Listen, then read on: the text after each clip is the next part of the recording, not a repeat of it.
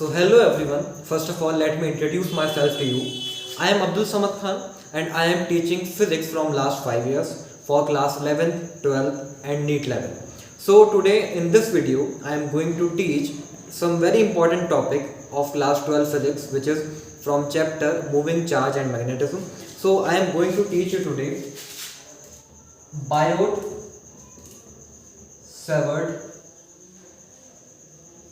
law. So, what is Biot-Savart law? According to Biot-Savart law, if we consider a long current carrying conductor which is carrying a current I, so here we are considering a small current element of length dl. So due to this small current element dl, we have to find out the magnetic field at point P, which is at a distance r from this element and making an angle theta.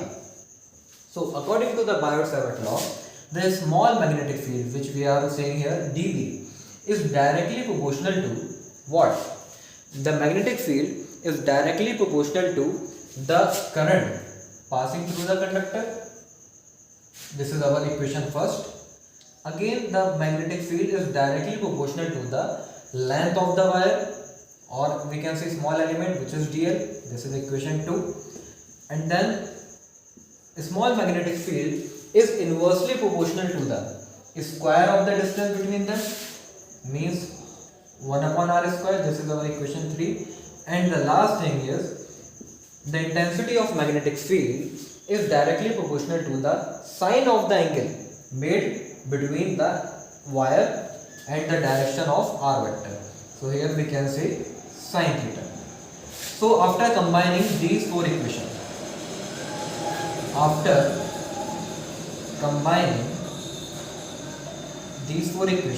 we get what? dB is proportional to I dl sine theta by r square. So after removing this proportionality sign, here comes the constant, and here constant is mu naught upon 4 pi. So this will become mu naught upon 4 pi ideal sine theta upon r square for CGS for SI system. And for CGS system, here constant is 1. So we can replace mu naught upon 4 pi by 1 in CGS system. But for SI system, this is the correct formula. So now we are going to do one very important application of Biot-Savart law, which is the magnetic field due to straight current carrying conductor. So I am rubbing this, and we are going to solve very important derivation, which is important for competitive exam as well as board exams. So we are going to do what? To find out magnetic field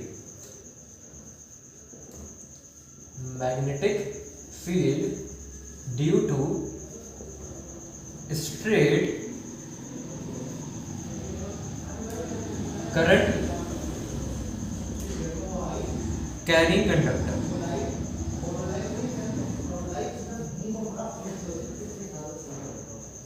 Straight current carrying conductor. So I will explain it to you briefly, but you can get it clearly.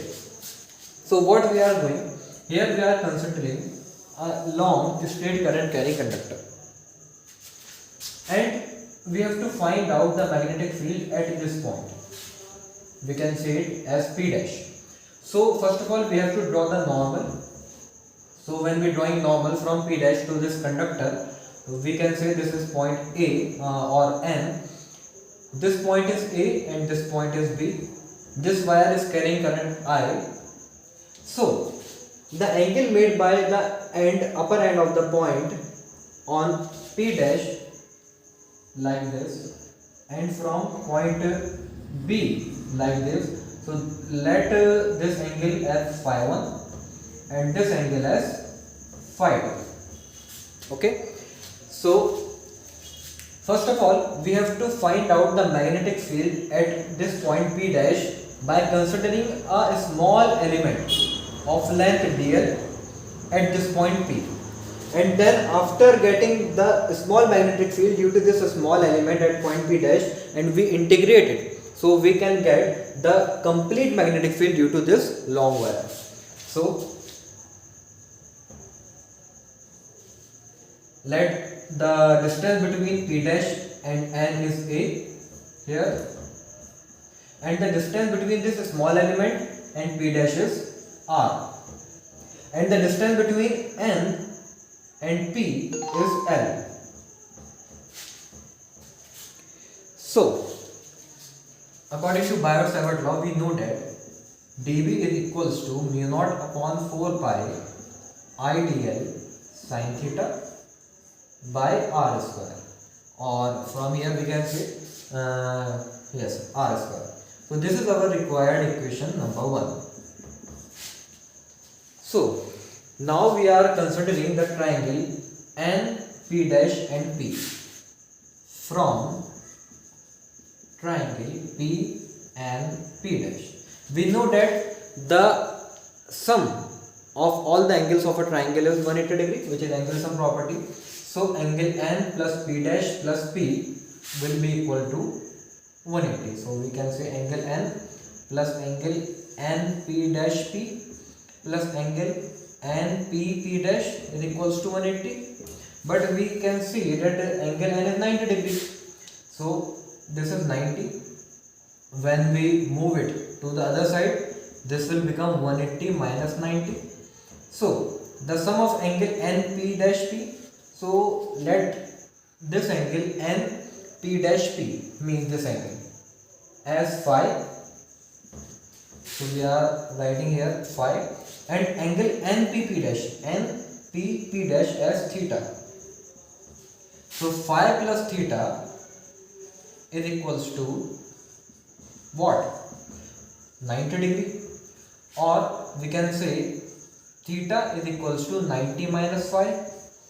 On taking sine on both sides, we get sin theta equals to sin 90 minus phi. And we all know that sin 90 minus phi is what? Cos phi. So this is our equation number 2. Now again what we are going to do, consider again triangle NP dash P. We have to find out cos phi. So what is cos phi? We know that cos phi is base upon hypotenuse. So base is A and hypotenuse is R. So from here we can say R is equals to A upon cos phi, and reciprocal of cos phi is sec phi, so R is equals to A sec phi. This is our equation number 3. This is our required equation, and this is also our required equation, which we are going to put in the equation number 1. One more thing is left here. What? We have to find out the value of dl. So for this we are considering again this triangle N P dash P, and we are applying here tan phi. So what is tan phi? We know that tan is equals to perpendicular upon base. So here perpendicular is NP. NP means L divided by base. Base is A. So from here we are getting L is equals to A tan phi. So on differentiating this term, we get dl by d phi, because we are differentiating it in the terms of phi. So dl by d phi is equals to A. Differentiation of tan phi is sec square phi. So dl by d phi is equals to sec square phi, or we can write dl is equals to A sec square phi d phi. So this is our equation number 4. Because this is a lengthy derivation, and I have to put both these values, all the 3 values, equation 2, equation 3 and equation 4 in equation 1. So there is not enough space, so I am rubbing this. You can take a screenshot, and I am doing the next step, in which I am going to put equation 2, 3 and 4. From equation 2 we get what? Sin theta is equals to cos phi, R equals to A sec phi from equation 3 and dl equals to A sec square d phi.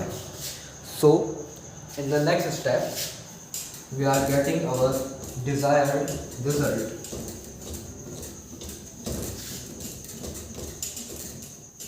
So let's see what we get. dV is equals to, after putting all these values, dV is equals to mu naught upon 4 pi, I remains I, dl, what we get, the value of dl, dl equals to A sec square phi. So A sec square phi and sin theta is equals to what, cos phi. So cos phi and R is equals to A sec phi. So here R square means A square sec square phi. You can see that sec square phi is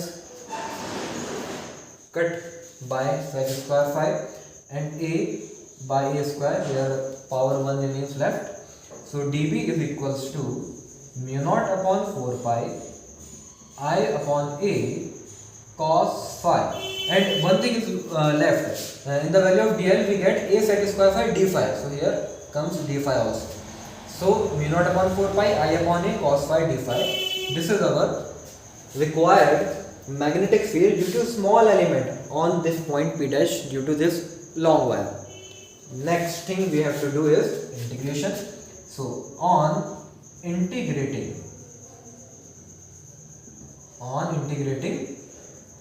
both sides, so what we get, integration of dV, and here mu naught upon 4 pi I upon A is a constant term, so we are not going to integrate it. Here we are going to integrate this term cos phi, which is variable, and we have to apply the limit from phi 1 to phi 2, but you can see phi 1 is in anti-clockwise direction, so we consider anti-clockwise rotation as negative. So we apply limit minus phi 1 to phi 2, because phi 2 is clockwise, so we will take it as a positive sign.